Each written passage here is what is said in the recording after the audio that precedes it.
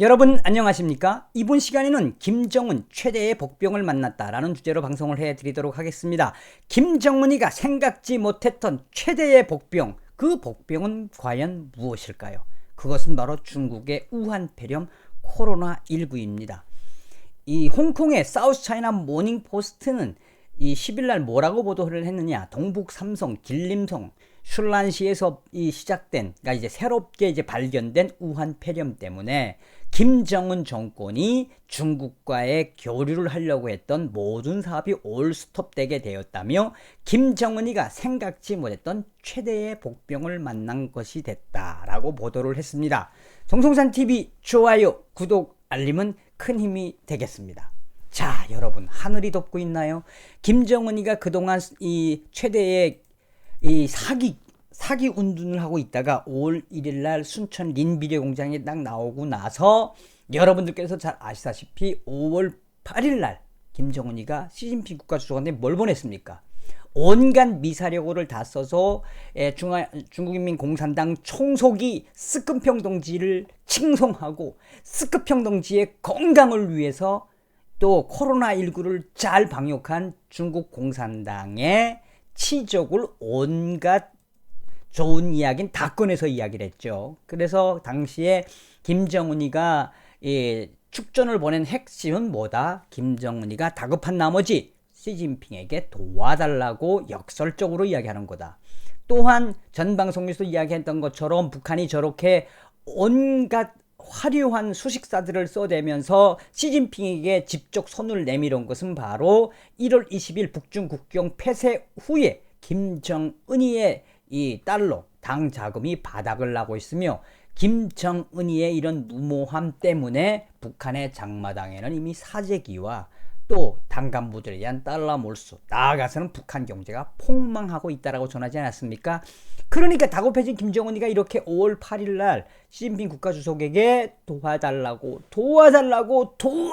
뭐 온갖 애걸복걸을 다 한 거라고 보면 됩니다. 자, 그런데 그 5월 8일 날 김정은이의 구두 친서를 받고 나서 중국의 시진핑 국가주석은 뭐라고 그랬습니까?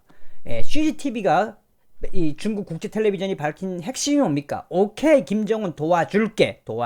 우리는 조중 친선의 그 확고한 그 순치회 관계, 입술과 이해 관계, 항미 원조 보가위국, 우리는 미국을 때려부수는 형제의 국가야. 뭐 이런 워딩으로 해서 우리가 도와줄 수 있는 것은 다 도와주겠다. 그러면서 시진핑 국가주석은 신시대 북중 관계의 끊임없는 발전을 이루도록 이끌고 싶다며 지역 평화와 안정과 번영과 발전을 위해서 우리 중화인민공화국은 김정은이에게 도울 수 있는 모든 것을 돕겠다.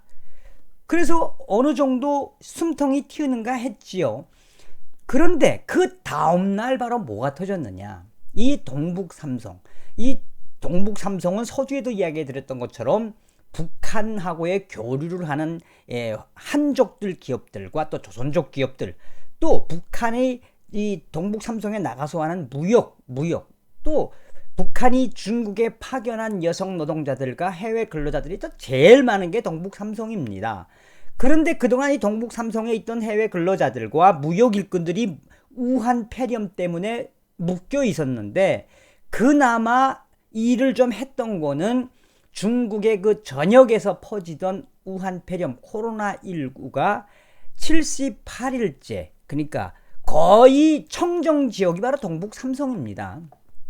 이 동북삼성에는 73일째 우한폐렴 코로나19 환자가 나오지 않았었어요.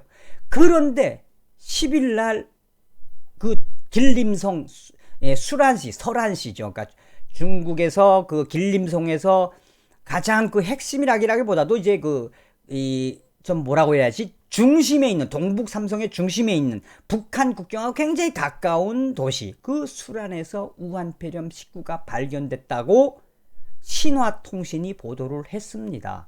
그때도 제가 좀 긴가민가 했는데 심상치가 않았습니다.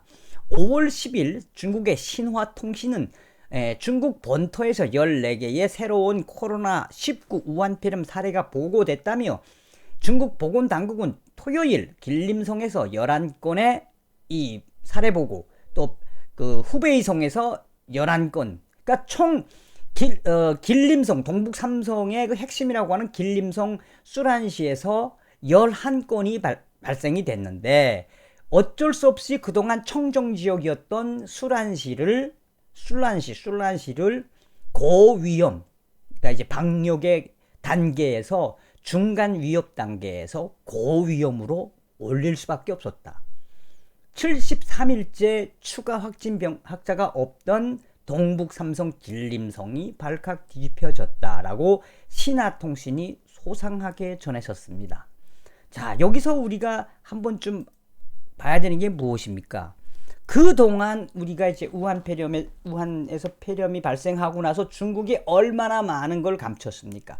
그래서 이 WHO나 국제 방역기구나 전 세계 뭐 독일이나 이런 미국에서 이야기하는 게 뭐였습니까? 중국 시진핑 주석이 초기에만 잡았으면 이렇게까지 전 세계 확대가 되지 않았겠지 않느냐라는 거 아니겠습니까?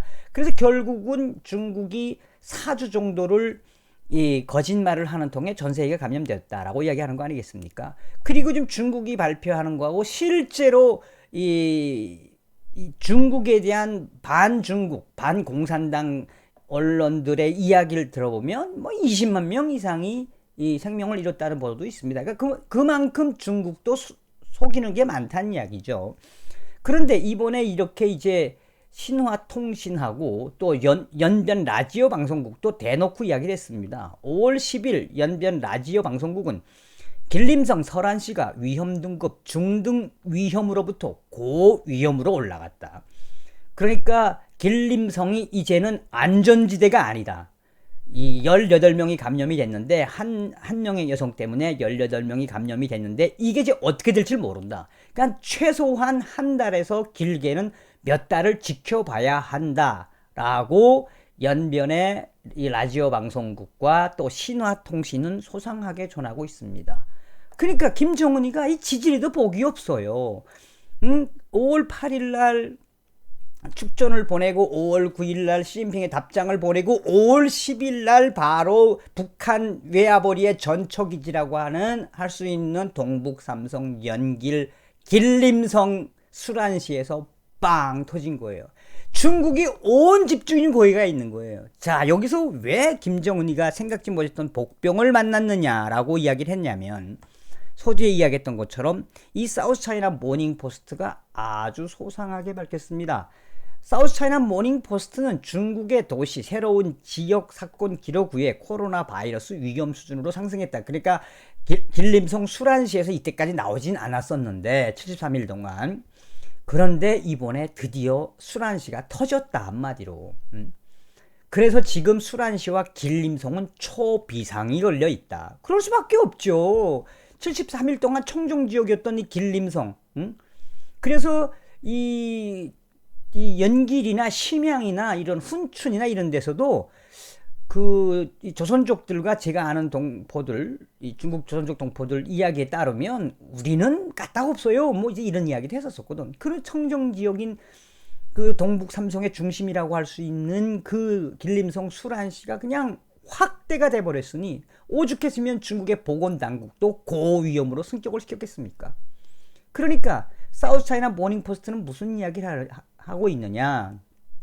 길림성 설안시의 코로나19가 확대될 경우 이미 길림성은 북한과 민족성이 같은 조선족들과 그 북한과 거래를 하는 기업들이 많은 것이다.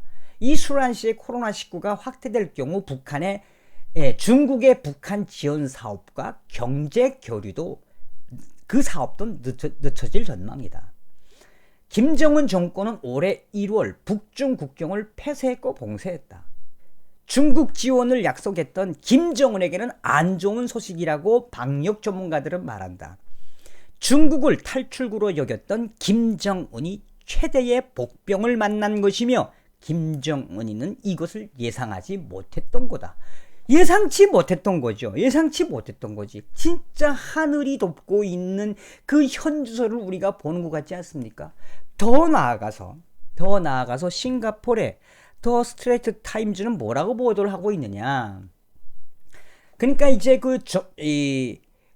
사우스 차이나 모닝 포스트는 홍콩이 있고, 이제 더 스트레이트 이 타임지는 싱가포르에 있으면서 화교들을 이 소식통들을 많이 인용을 하면서 이 베이징 소식을 인용을 합니다. 이 더 스트레이트 타임즈는 이 블룸버그 통신을 좀 인용을 했는데 뭐라고 이야기했느냐?